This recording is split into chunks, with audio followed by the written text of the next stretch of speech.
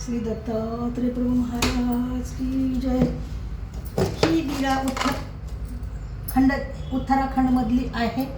आणि जेव्हा चक्रधर स्वामी महाराष्ट्र कालीमध्ये फिरत फिरत गेले होते तेव्हा ते त्या ठिकाणी गेल्याच्या नंतर त्या महाराजाला विचारले की बाबा इथं मला राहायसारखी वगैरे जागा आहे का, राहायसारखी जागा आहे का. तेव्हा त्या महाराजाने नेमकं तो पूजा वगैरे करून बाहेर निघत होता आणि त्याने सांगितले हे महादेवाचं मंदिर आहे, या महादेवाच्या मंदिराच्या ठिकाणी तुम्हाला झोपण्यासाठी जागा आहे.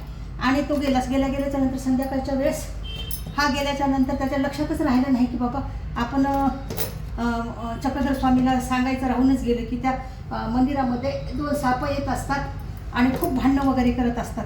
आणि मग हे विसरून गेल्याच्यानंतर त्यांना घरी गेल्याच्यानंतर त्याला फार दुःख झालं.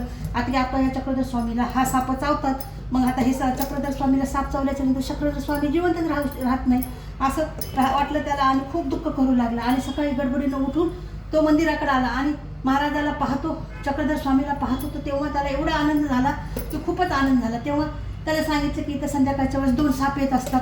तेव्हा चक्रधर स्वामी मला संध्याकाळच्या वेळेस 2 साप आले होते. मी त्यांना काय केलं, ते माझ्या छातीवर पडले. छातीवर पडल्याच्या नंतर छतावर आले होते, छातीवर पडले आणि त्या दोन्ही सापाला मी एकमेकाच्या विरुद्ध काढून दिलं.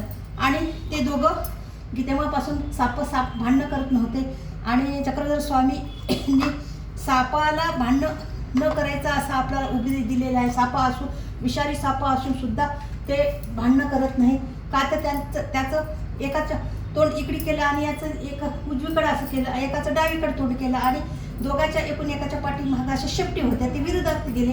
त्याच्यामुळं साप असून सुद्धा ते भांडणं करत नाही.